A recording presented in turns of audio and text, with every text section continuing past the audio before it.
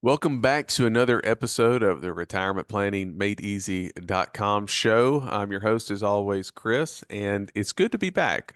If maybe some of you noticed, we didn't put out any new episodes in the month of January.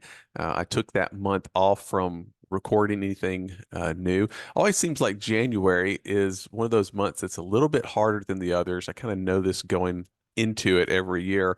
It's like a recovery from the holidays. And a lot of times turns out to be a month where I do more than you would expect in travel. So early part of the month, we end up going down to the Gulf Coast, and just recently we just got back from going to Las Vegas. Which, by the way, if you've never been out there, if you're like me and my wife, we're not interested in gambling. It's not really that fun to us.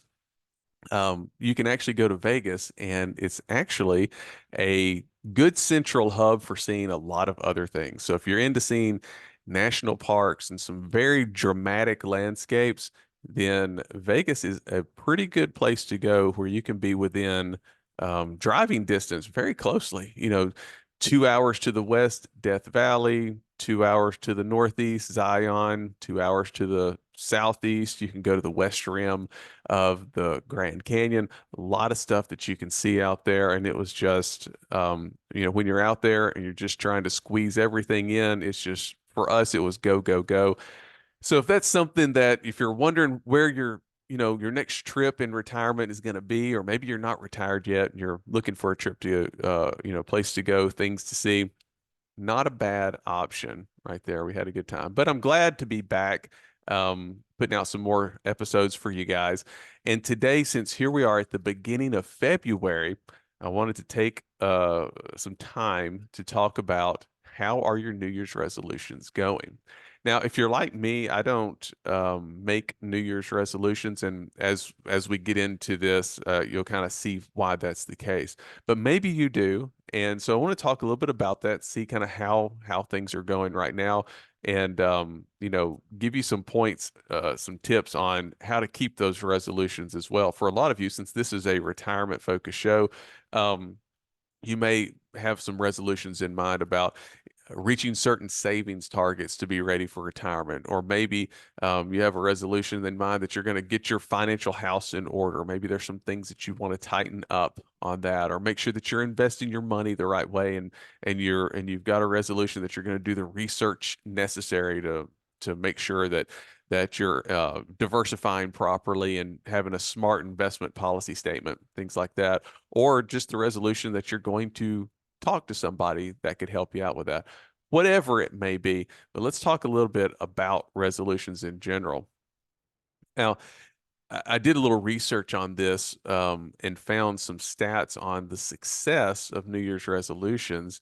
And some of the numbers that were interesting, but 23% of people actually quit their New Year's resolution by the end of the first week. And so I think probably the stereotypical generic resolution that everybody has, especially after coming off of Thanksgiving and Christmas holiday meals and all that, will be something like, I'm going to lose 5 to 10, 15 pounds, something like that. So, with resolutions, most people have, not most, but about a quarter have already quit by the first week. The numbers, go down from there. By the end of January, about 43%. So almost half. So if you're still sticking with yours by this point, because this video episode will podcast will come out at the beginning of February. If you're still with it, then you're doing pretty good so far. And sadly, I also found that about 9 to 12% of people actually keep their resolution, and it actually becomes a habit. Now, that doesn't look good. So what we want to talk about is how can you move that needle in your favor if there's things that you've resolved to do differently for this new year 2024. So let's talk about why resolutions often fail. And one of the reasons that they fail is because goals, they a lot of times they should start when they're, maybe not should, but they oftentimes do start when there's an immediate need. So for a lot of people, when it comes to planning for retirement, just to use an example, around the age of 50, that's a lot of times when we'll start seeing people reaching out to us for help because they know that the need has become more immediate in that they can see it's very, very close in the future when they're planning on quitting work. It could be 5, 10, or 15 years, but it's not something that just seems unrealistic off in the distance, like when they were 25 years old and something not to think about. Now, the need to be preparing in this example for retirement, really the need starts at a much younger age because you need that time to build up your wealth and to start having your portfolio as it grows be generating its own growth that outpaces the contributions that you're making to it on a regular basis. So that's why it's so important for you when you first, get into the job market, participate in your employer's 401k plan or whatever their employer sponsored plan is, TSP if you're a federal employee, 403b if you're a school teacher, whatever it is. It's so important to participate in that because those little contributions and added up with time can have a big impact.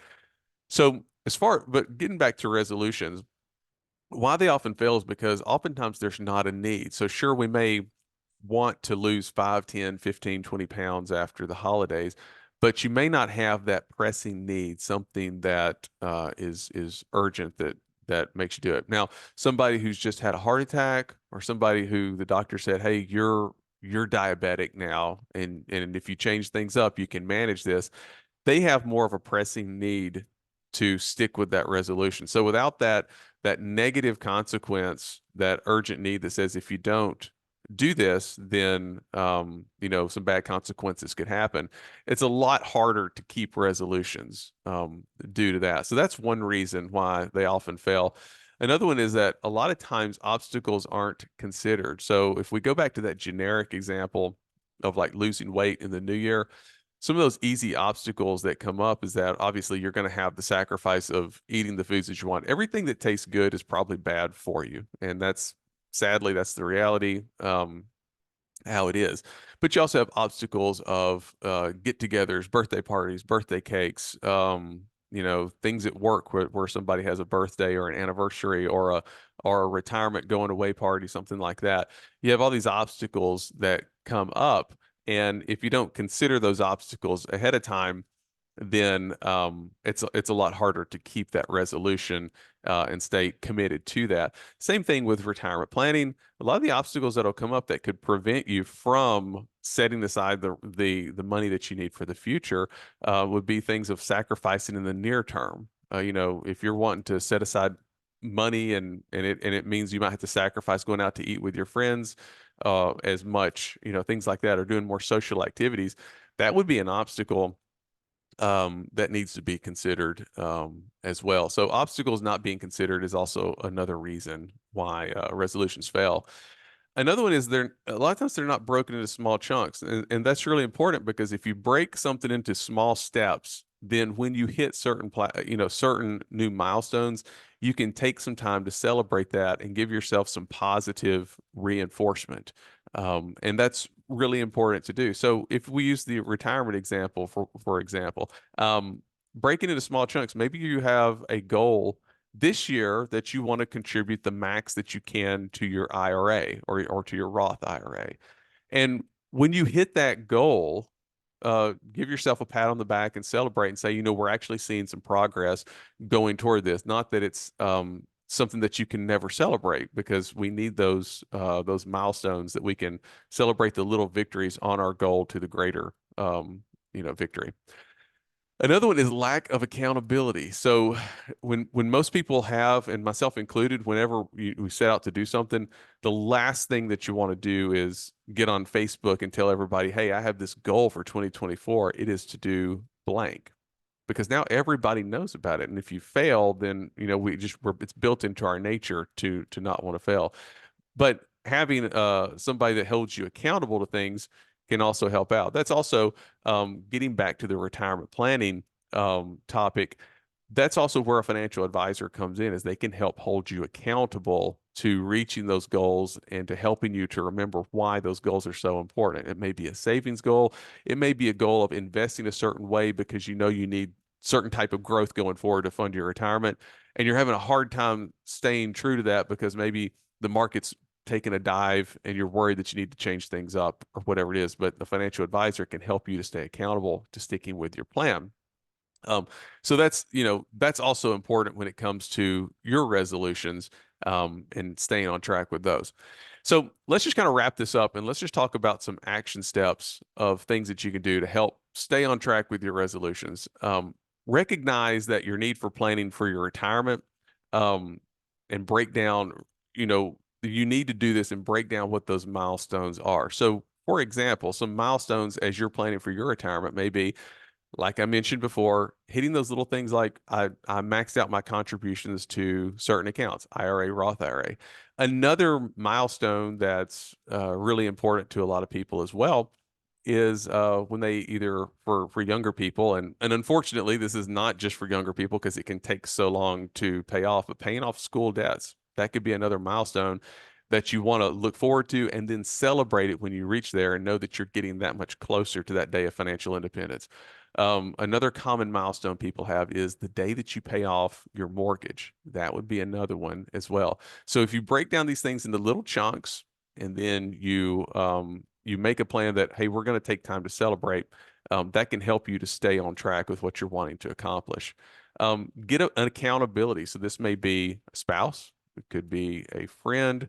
When it comes to retirement planning, that could be an advisor that's going to help you to stay on track, to stay with your plan. Okay. Very important to do that. And that can help you out with your resolutions.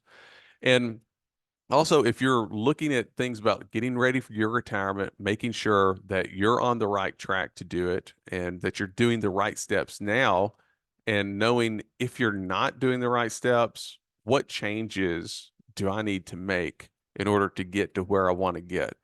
In other words, like what type of a plan do I need to have in place, a roadmap that's going to get me to the point where I'm going to have enough income in retirement and not have to worry about could I possibly run out of money later on in retirement. If you need help with that, then get that help if it's needed. Talk to a financial advisor. If you're a do-it-yourself type of person, take those steps. Maybe get you an Excel spreadsheet out, build some things out. If you're not a do-it-yourselfer, or maybe you're somebody who's like, well, I'd rather have somebody else who does this all the time to walk me through this to help me out, then this is the time to act to make that your resolution to get that help that you need on that. And if you need any help with your retirement planning and you're looking for like how to take those first steps, maybe that's a resolution that you've made this year and you're looking at, well, what are the next steps that I do need to take? Then feel free to head over to my website, retirementplanningmadeeasy.com, and download you a free copy of our essential step-by-step retirement guide. It's got a lot of good information in it that can be those first few steps that you may be looking to take to plan for your retirement. That's all I got for you guys today on this episode. I'll see you guys next week. Hope you guys have a good one.